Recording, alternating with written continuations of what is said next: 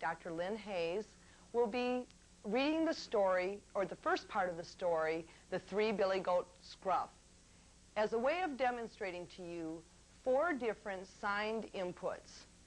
First, I'll read the sentences, and then we'll be presenting the sentences in Signing Exact English. That vocabulary is based on this text by Geraldine Gustafson and her colleagues. Then in Signed English, using this text by Bornstein and Saulnier. There really isn't one base text for Pidgin Signed English, our third input, and the ASL vocabulary is based on a basic course in American Sign Language. You'll see me present my sentences in Signing Exact English and Signed English literally. You'll see Dr. Hayes present her sentences conceptually. I want to clarify, however, that Signed English, the second input that I'll be presenting, could be signed conceptually as well. You may find it helpful to chart the various differences and similarities between these 4 inputs.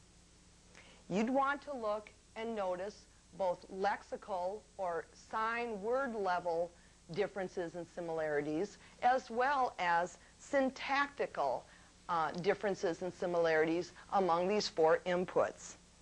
It's said that Signing Exact English, or C2, and Signed English incorporate about 50% of ASL-based vocabulary. You'd expect Pidgin Signed English to be a little bit higher than that because it more closely compares to American Sign Language. Well, let's begin. First, I'll read the sentence in oral English. Once upon a time, there were 3 billy goats.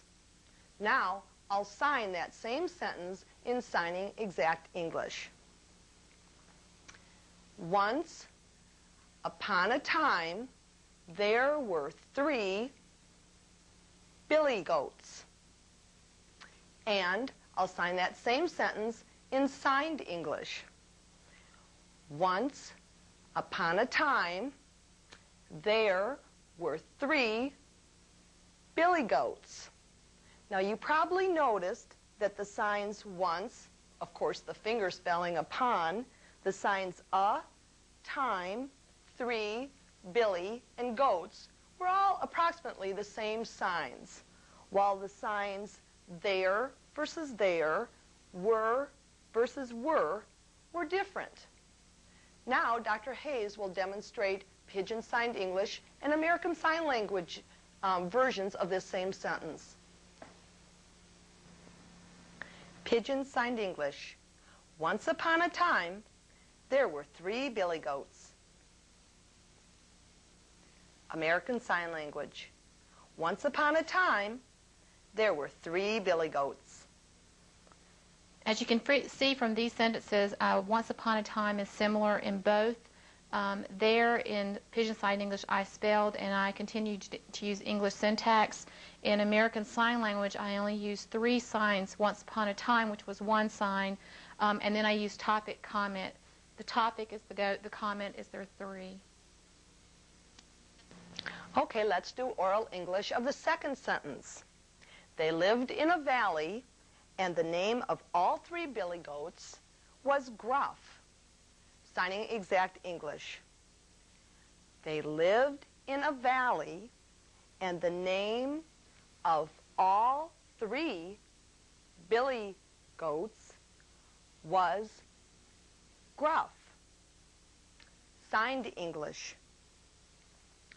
They lived in a valley, and the name of all 3 billy goats was Gruff. Now, almost the whole first part of that sentence is the same. They lived in a valley and the name. Then, in Signing Exact English, this is the sign for of compared to fingerspelled of in Signed English.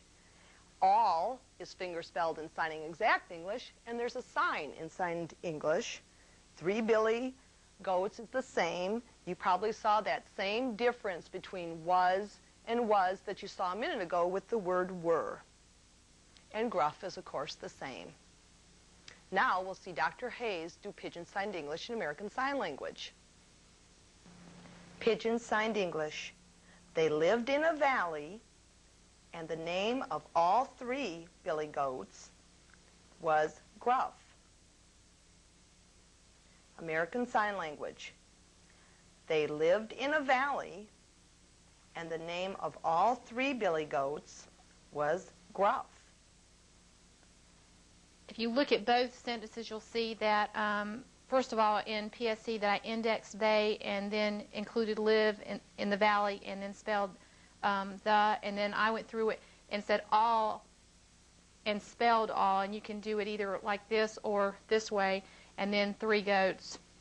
The biggest difference between the PSC and the ASL is that in ASL, instead of saying they, I stuck with the 3 and then lived where and used a rhetorical question and then showed that they lived in the valley, and then let you know at the beginning that the name of the goats was what? Gruff. Now we'll move on to the third sentence.